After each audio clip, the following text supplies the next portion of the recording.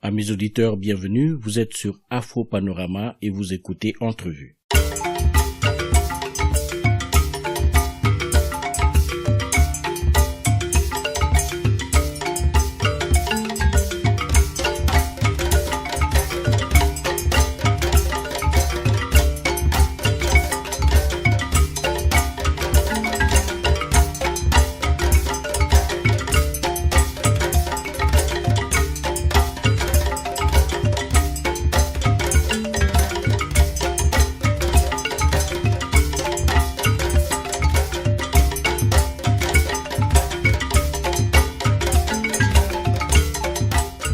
Entrevue, production et présentation, Mawadi Mpembi.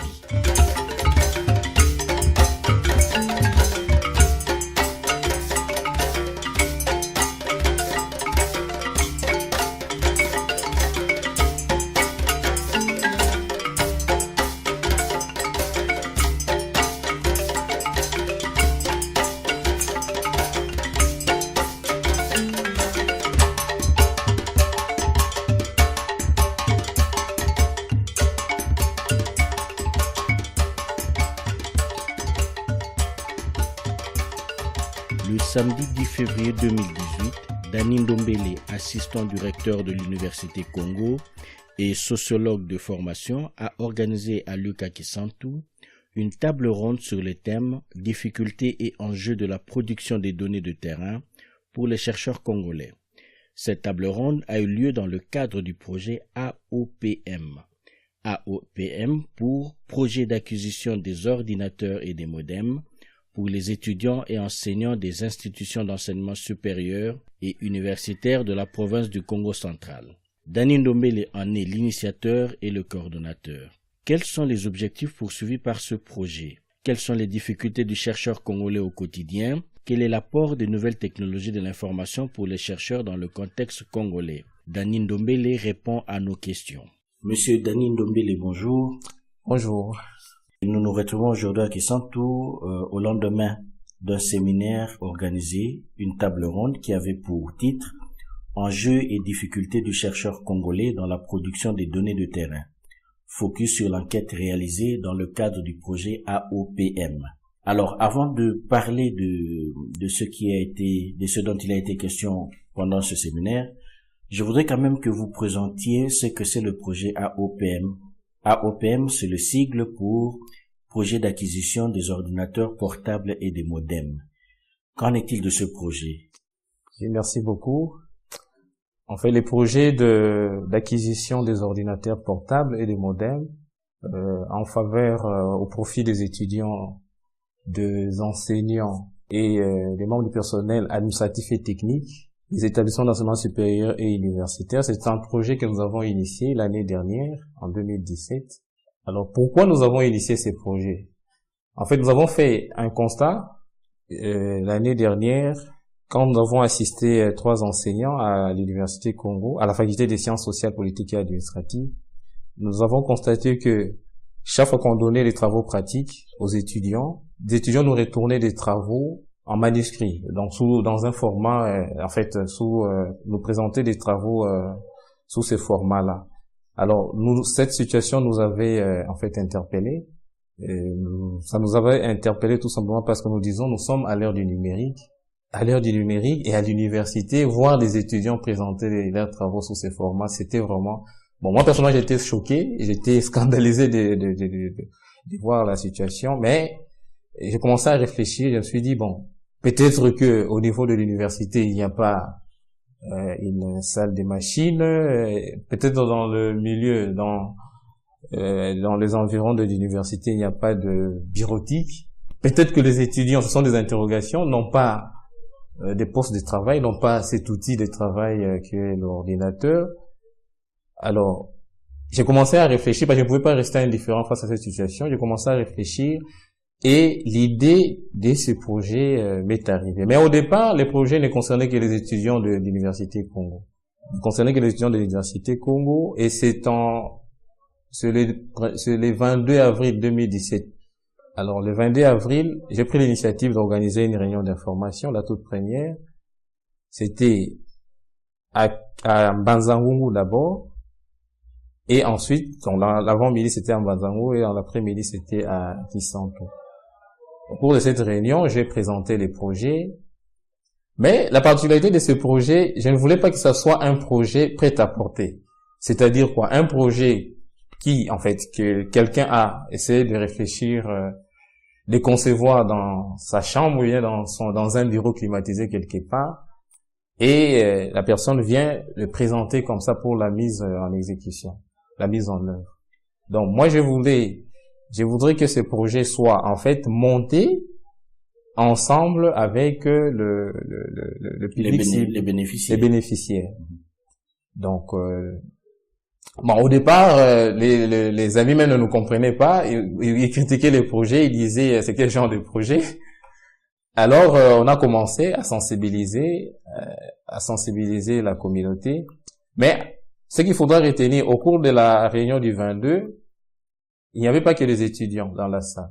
Il y avait aussi le personnel scientifique et le personnel administratif. Alors, en présentant les projets, je me rappelle, un des chefs de travaux de l'ISP Mbanzangungu avait pris la parole pour nous dire la problématique, les problèmes de l'utilisation, de l'usage de l'ordinateur, de l'accès à l'ordinateur, à l'utilisation de l'ordinateur, disons, à l'informatique, à l'accès à l'informatique.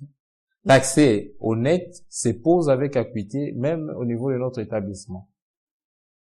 Ensuite, il y avait un des membres du personnel administratif de l'UQA aussi qui a en fait abordé aussi dans le même sens. Alors, ça nous a encore interpellés.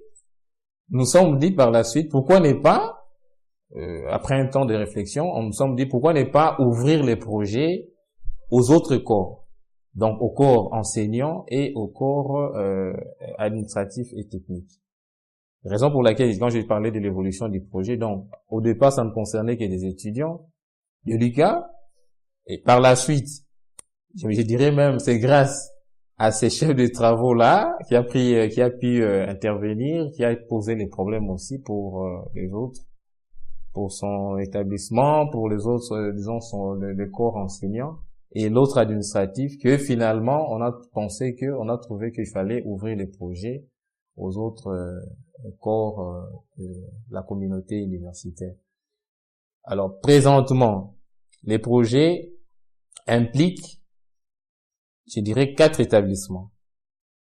Il y a l'ISTEM Kisantu, il y a l'UQA, avec ses 2 campus, les campus de Kisantu, les campus de Mbanzangungu, il y a l'ISP Mbanzangungu et Isipa Matadi. Pourquoi ce choix des institutions qui se trouvent toutes dans la province du Congo central? Bon, le projet, ce qui est vrai, est localisé au Congo central.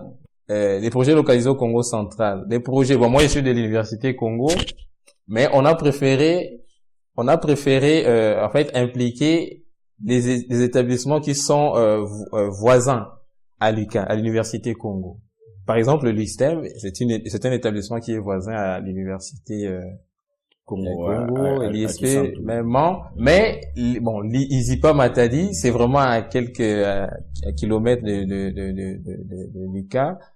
Mais pourquoi Isipa? Parce que là, on forme des experts, c'est là où on trouve l'expertise nécessaire, parce que nous sommes dit, dans le cadre de ce projet, il y a les volets formation. Il y a les volets formation, parce que nous sommes dit, en fait, demain, quand tous ces bénéficiaires, tous assistants, chefs de travaux, enseignants, professeurs, étudiants administratifs auront leur machine, il faudra les mettre à niveau. Il faudra les réinitier à l'informatique. Donc, je vous arrête un tout petit peu. Le projet est né du fait d'une expérience pratique, parce que vous avez assisté des professeurs et vous avez reçu des TP écrits à la main. Parce que probablement les étudiants n'ont pas accès à l'outil informatique.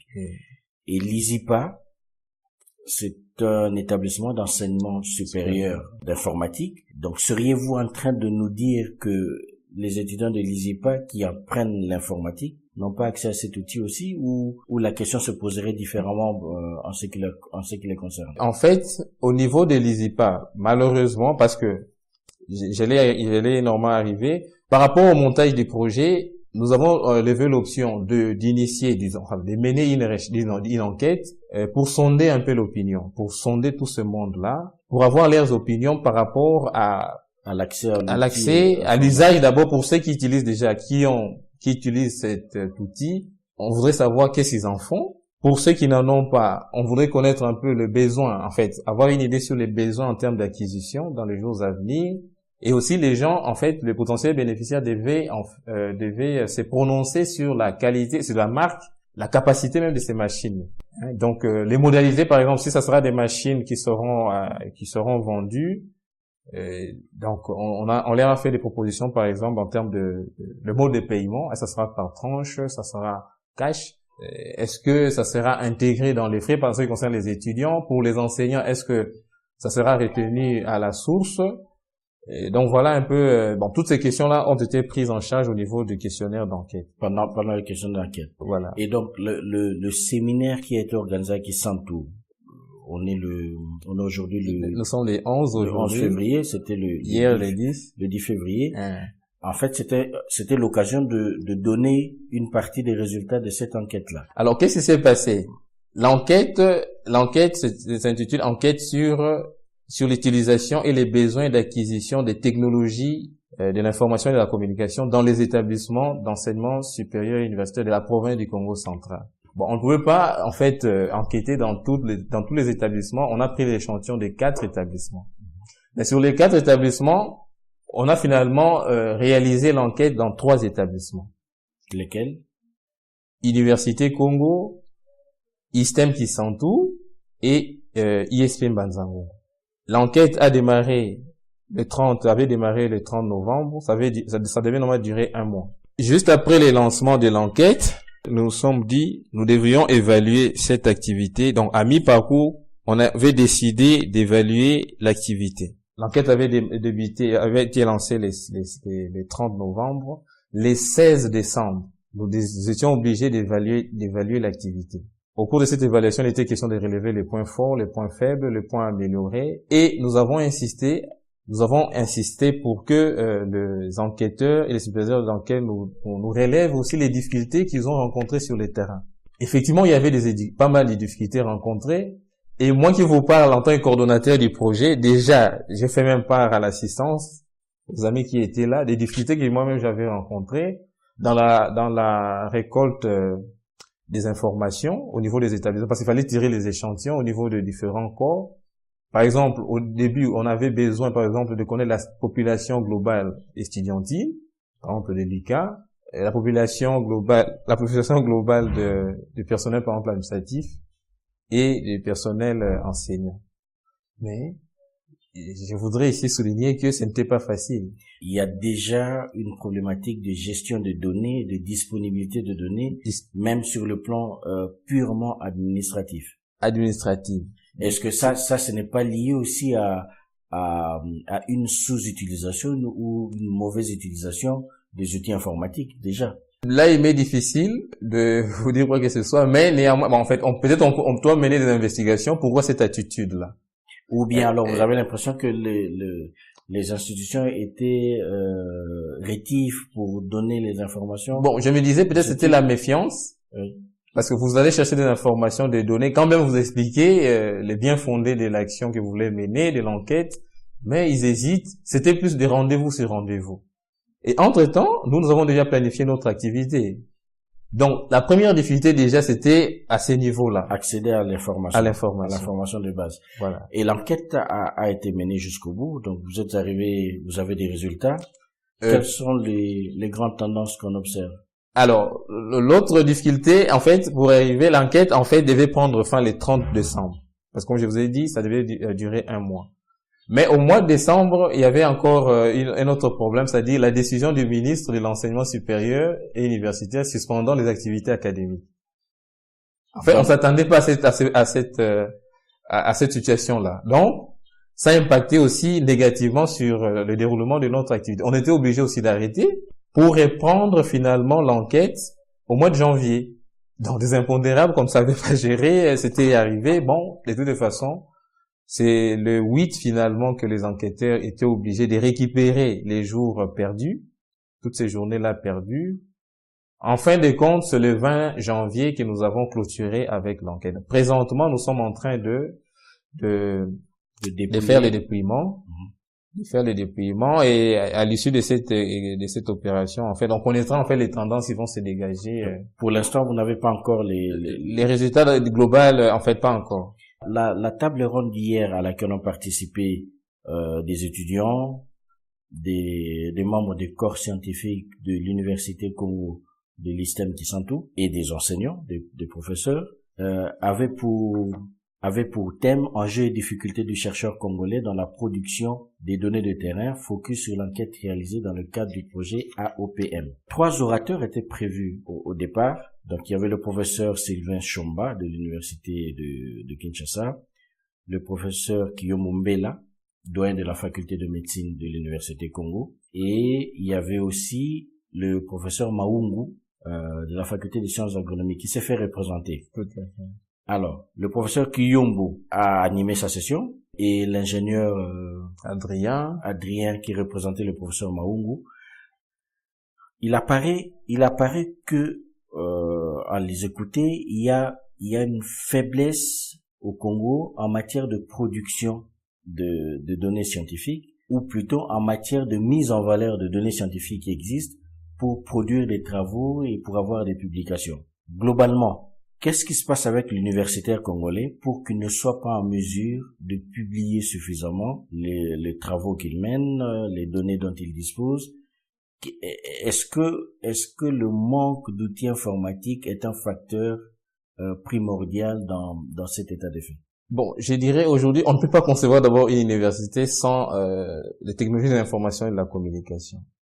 Déjà, un chercheur qui a du mal à utiliser cet outil, je me dis en pleine, comme je l'ai dit, à l'ère du numérique, à l'ère de la mondialisation, et aussi surtout pour la recherche, c'est tout un problème, parce que aujourd'hui, c'est vrai, il y a des bibliothèques, mais on retrouve également des bibliothèques informatisées aujourd'hui. Un chercheur qui ne maîtrise pas cet outil aura toujours du mal à accéder à l'information.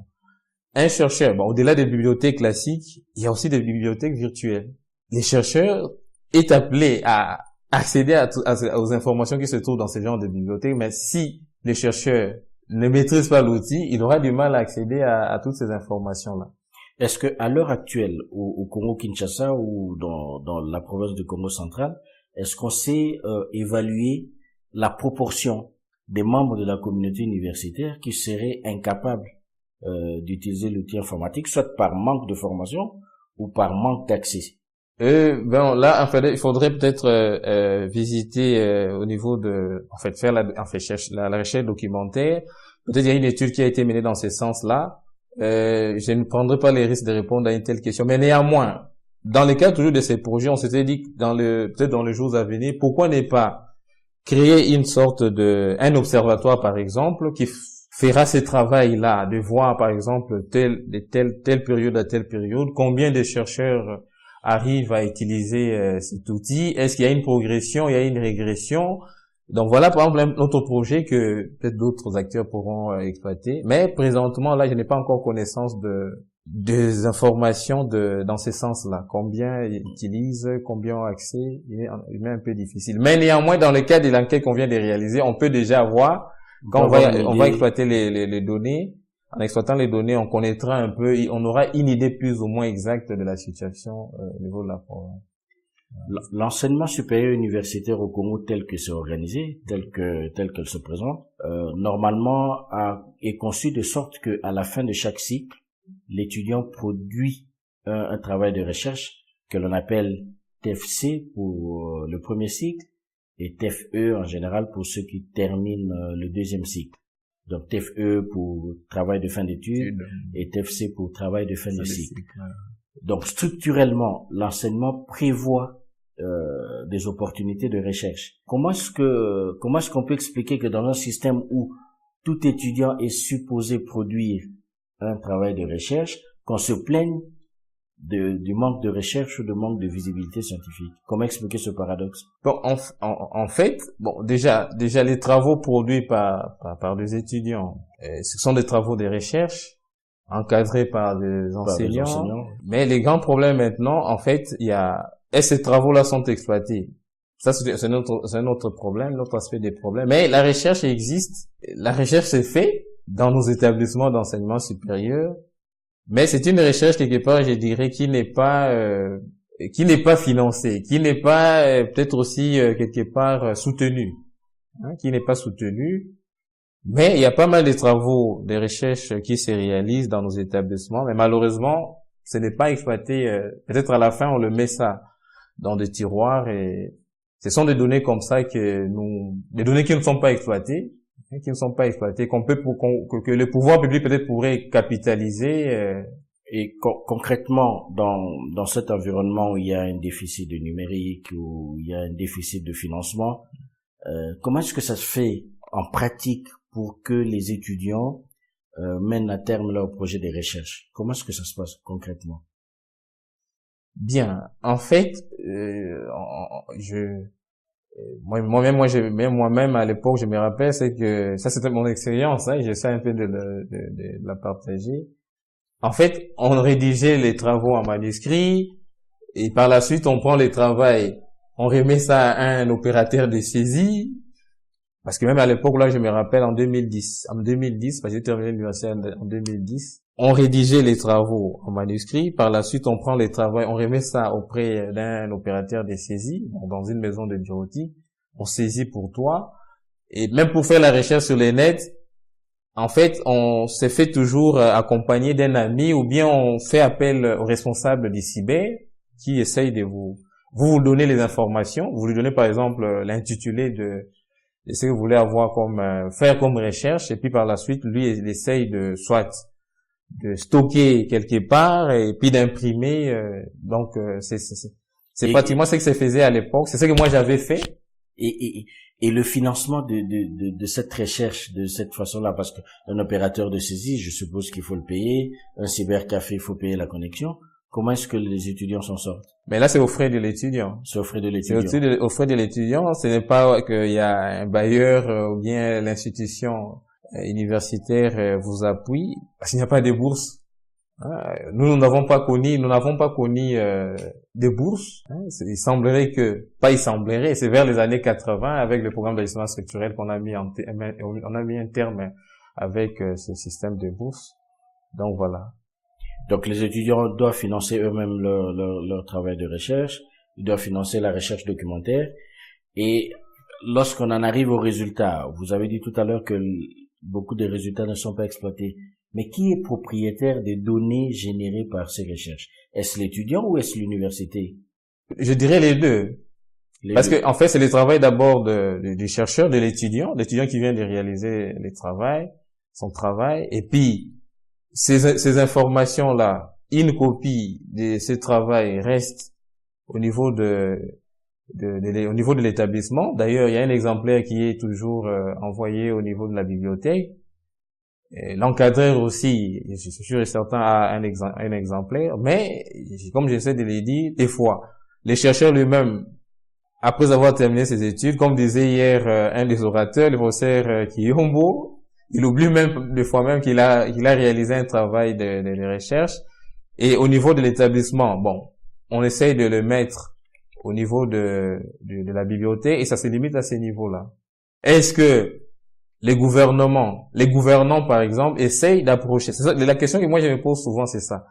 Par rapport aux différents problèmes que nous connaissons dans notre société, est-ce que, en principe, c'est comme ça que ça se passe ailleurs. Les gouvernants devaient chaque fois poser des questions au niveau des universités, des centres de recherche, parce que ce sont au niveau de ces institutions-là qu'on trouve en fait des chercheurs chevronnés et qui peuvent toujours éclairer en fait, les gouvernants par rapport à certaines questions certaines questions de la société. L'étudiant congolais se bat tout seul pour produire, pour mener à bien sa recherche parce qu'il doit avoir son diplôme et c'est une exigence de la formation.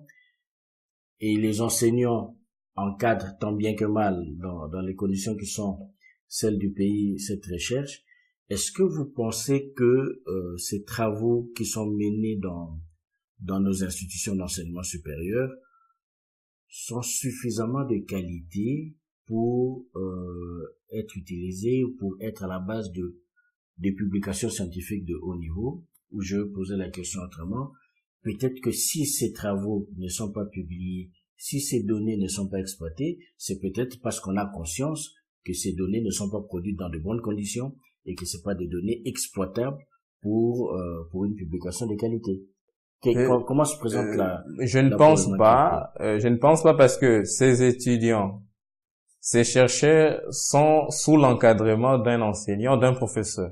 Et puis ce sont des travaux scientifiques, l'enseignant ne peut pas laisser quand même faire passer n'importe quoi, faire passer n'importe quoi. Donc par rapport à l'encadrement, je ne pense vraiment pas que les problèmes se posent à ces niveaux-là. Mais les grands problèmes, comment valoriser les résultats, les résultats, les produits de cette recherche-là. Donc ce sont des travaux qui sont réalisés, mais qui ne sont pas exploités. Mais hier, par exemple, je pense que c'était un des intervenants dans la salle qui disait, mais est-ce qu'il n'y a pas moyen de valoriser, de valoriser, d'exploiter tous ces travaux de fin de cycle, tous ces travaux de mémoire. Donc voilà. Et donc c'est ce que j'ai aimé aussi au cours de cette table ronde. Il n'y a pas eu seulement l'assistant n'était pas là seulement pour poser des questions. Il y a eu des grandes contributions. Au niveau du comité d'organisation, on essaiera de voir, on verra dans quelle mesure on pourra aussi capitaliser certaines questions qui ont été soulevées au cours de cette activité-là. Alors, le projet AOPM poursuit son bonhomme de chemin. Où est-ce qu'on en est aujourd'hui et comment se présentent les prochaines étapes? Présentement, comme je venais de le dire, nous sommes en train de faire les déploiements et juste après, nous allons passer commande de machines auprès de fournisseurs qui nous ont déjà contactés, parce qu'il y a pas mal de fournisseurs, il y a quelques fournisseurs qui nous ont contactés et mais nous on continue toujours à nous reprocher, mais nous, le projet suit a vraiment une philosophie. Et nous ne voulons pas mettre la charrue devant le bœuf. En fait, ça prend un peu du temps, c'est vrai, mais néanmoins, nous ne voulons pas aussi nous contredire. Parce que nous disons, on voulait pas amener un projet prêt à porter. On voulait monter ces projets avec les données qui reflètent la réalité du terrain, et cela exige un temps pour mener, par exemple, toutes ces investigations qu'on venait de réaliser là. Il y a un temps maintenant pour exploiter les données, il y a un temps d'interprétation, etc. Donc, il faudrait que le projet suive les différentes étapes que nous avons en fait retenues. Mais nous continuons à dire aux potentiels bénéficiaires d'être encore de patienter. Nous sommes en contact avec les différents fournisseurs. Les machines, ils en auront, parce que nous ne voulons pas commander des machines qui ne vont pas servir. Là, ça ne sert à rien. Nous voulons commander à travers l'enquête qui venait d'être réalisée, on a maintenant une idée plus ou moins exacte de ce que le potentiel bénéficiaire voudrait avoir comme machine, comme modem, donc etc. Vous pilotez ce projet, est-ce que vous bénéficiez d'un financement? Les financements, par rapport au financement, jusque-là, c'est seulement l'apport local, mais il n'y a pas un financement extérieur. Mais nous sommes accompagnés. L'apport local, c'est l'université?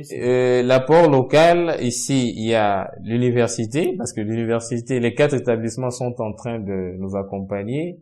Mais un financement extérieur venant d'un partenaire extérieur, jusque-là, non. Mais nous avons écrit, toqué à différentes portes, nous attendons.